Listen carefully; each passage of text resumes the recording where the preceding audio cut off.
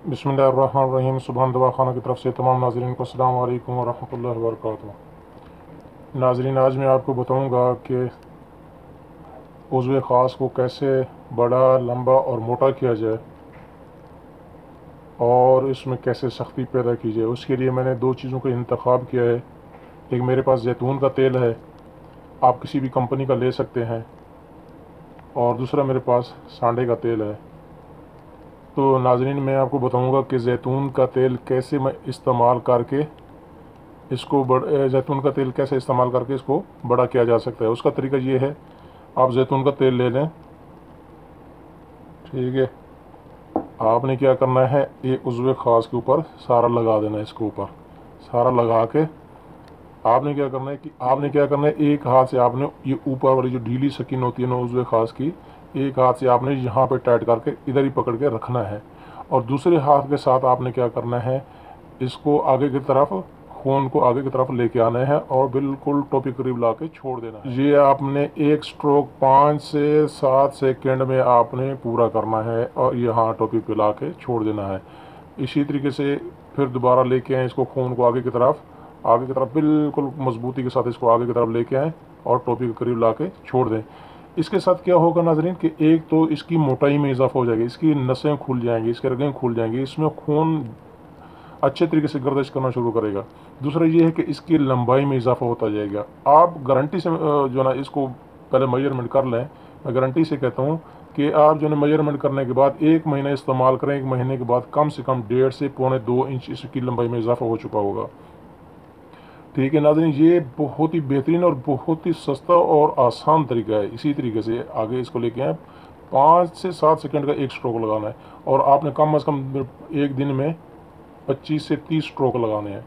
तो ये था एक था जैतून का तरीका। दूसरा मैं आपको बताऊं, सांडे का तेल। सांडे का तेल आपने क्या करना है, ये मेरे अपना हाथ का निकला हुआ तेल है।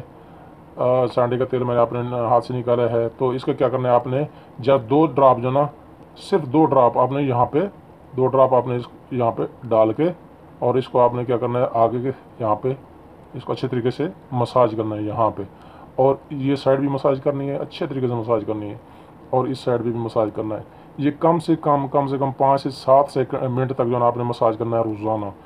आप इसको अच्छे तरीके से मसाज करें, ठीक है।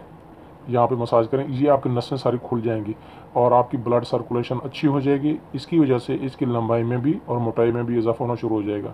वैसे सबसे जो बेस्ट ऑयल होता है वो होता है हाथी का, हाथी की चर्बी का ऑयल होता है, लेकिन हाथी हमारे पास अवेलेबल नहीं, चर्बी भी नहीं मिलती। आप जाएँ भी सही किसी पंसार के पास, वो किसी चीज़ की भी चर्बी उठा के दे देगा, वो बोलेगा जी ये हाथी का तेल है, ये हाथी की चर्बी है, लेकिन होता नहीं है, सब झूठ है, सब बकवास है।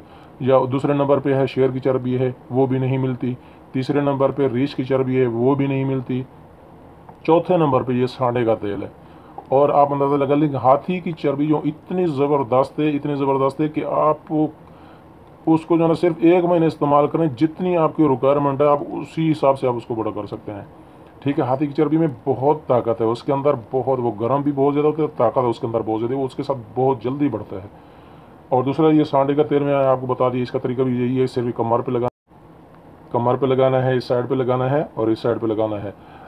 तो ये आपने कम से कम 1 महीना, 1.5 महीना, 2 महीने, जितना आपकी मर्जी आप इसको लगाते रहें। इसका कोई नुकसान नहीं है, साइड इफेक्ट नहीं है, आप रोज़ाना लगाते रहें, इसके साथ फ़ायदा ही होगा। ठीक है। तो नाज़रीन, मैं आपको बताऊं, एक चीज़ और बता दूं कि ये टाइम कम क्यों हो जाता है, मर्दाना टाइमिंग कम क्यों हो जाती है। ठीक है नाज़रीन, देखें, ये जो ना, ये हमारा जो उज़्व ख़ास है, ये इसके 2 पट्टे होते हैं, एक इस साइड पे होता है, दूसरा इस साइड पे होता है। स्पंज टाइप होते हैं, जिस तरह फॉर्म नहीं होती, इस तरह के होते हैं 2। ठीक है। हमारा जो ना खून आता है इन दोनों के अंदर, ये पहले ढीले पड़े होते हैं, जैसे ही इनके अंदर खून आता है, आगे यहाँ टोपी के अंदर जो ना उरू के शेरिया होते हैं, जो पर्दे होते हैं। ठीक है। खून आता है, इनके अंदर आता है, फिर उन पर्दों के ज़रिए से होता हुआ दोबारा वापस चला जाता है, वरीदों के ज़रिए वापस चला जाता है। अगर हमारे ये पर्दे कमज़ोर हो जाएं, जो टोपी के अंदर लगे होते हैं, रूह के शरिया कहते हैं, अगर वो कमज़ोर हो जाएं तो फिर क्या है, वो खून को होल्ड नहीं कर पाते, प्रेशर को होल्ड नहीं कर पाते। खून जैसे ही आता है और वापस चला जाता है। जब होल्ड नहीं कर पाते तो इसमें सख्ती पैदा नहीं होता, ये ढीला ढाला ही होता है बिल्कुल ही। ठीक है। और जब अगर ये रूह के शरिया मजबूत हो, यानी कि टोपी के अंदर जो पर्दे होते हैं वो मजबूत हों, तो खून का प्रेशर जितना आप पीछे से ज़्यादा होगा, ये इसके अंदर इतनी ज़्यादा सख्ती पैदा होगी। ठीक है। इसके अलावा क्या है कि शुरू शुरू में लड़का मुजदनी करता है, गलत काम करता है, तो क्या होता है कि यहाँ पे जो ना उज़्व ख़ास के नीचे एक मोटी राग होती है, जिसको कहते हैं हिकमत की ज़बान में कहते हैं मजरी बूल।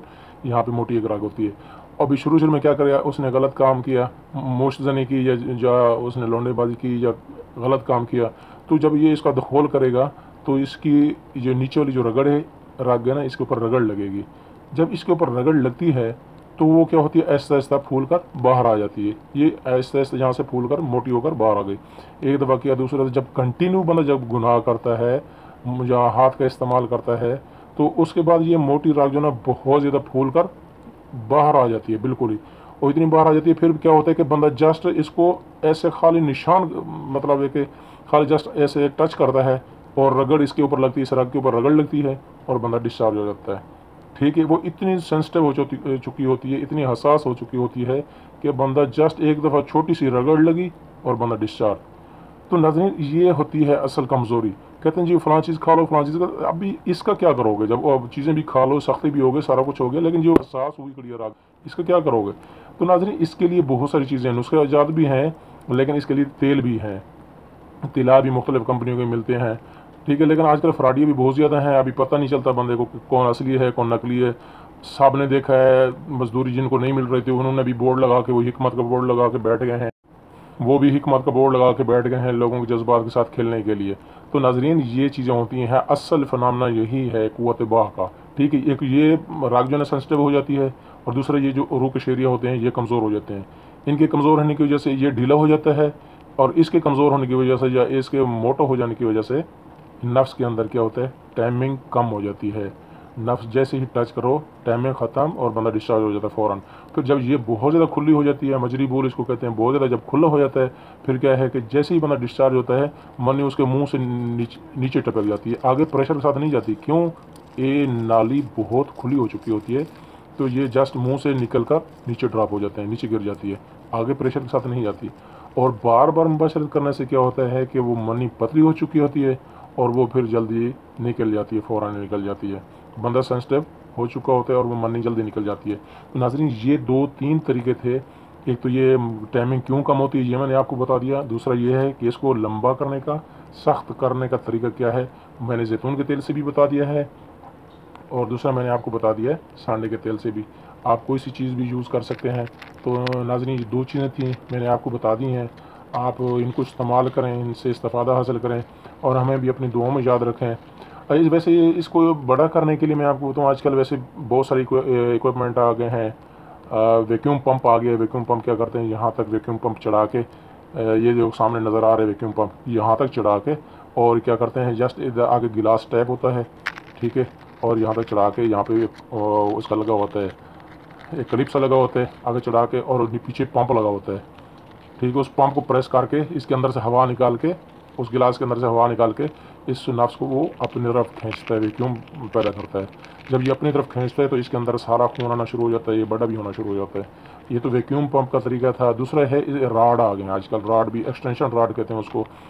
वो यहाँ पे एक क्लिप लग जाता है, ये सामने भी नज़र आ रहा है, और दूसरा क्लिप यहाँ पे लग जाता है टोपी के बिल्कुल पीछे। तो सेंटर में एक छोटा सा राड होता है, उस राड के ऊपर सेंटर में नट लगा होता है। अभी उस नट को लूज़ करते जाओ, राड बड़ा होता जाता है, और ये क्लिप आगे की तरफ इसको धकेलता है, ये इधर वाला क्लिप। तो नाजरीन, राड जैसे ही बड़ा होता है, इसको लूज़ करते जाओ, राड बड़ा होता जाएगा, और इसको साथ साथ इसको भी बढ़ाता जाएगा, ये भी साथ साथ बड़ा होता जाएगा। तो ये है राड, एक्सटेंशन राड का इस्तेमाल करने का तरीका। ये 2 तरीके हैं नाजरीन, ये वैक्यूम पंप वाला भी है, एक्सटेंशन राड वाला भी है, और ये एक सांडे के तेल वाला भी तरीका मैंने बता दिया, और जैतून के इस्तेमाल करने का तरीका भी बता दिया। ये बहुत ही इफ़ेक्टिव तरीका है, इनको इस्तेमाल करें और इससे इस्तेफ़ादा हासिल करें, और हमें भी अपनी दुआओं में याद रखें। और जिन्होंने अभी तक हमारे चैनल को सब्सक्राइब नहीं किया, प्लीज़ सब्सक्राइब, लाइक और शेयर ज़रूर करें, ताकि ज़्यादा से ज़्यादा लोगों को फ़ायदा पहुँच सके और हमारी नई आने वाली वीडियो आपको वक्त पर मिलती रहे। तो नाज़रीन, अल्लाह ताला हम सबको अपनी हिफ्ज़-ओ-मान में रखे। अस्सलामु अलैकुम व रहमतुल्लाहि व बरकातुहू।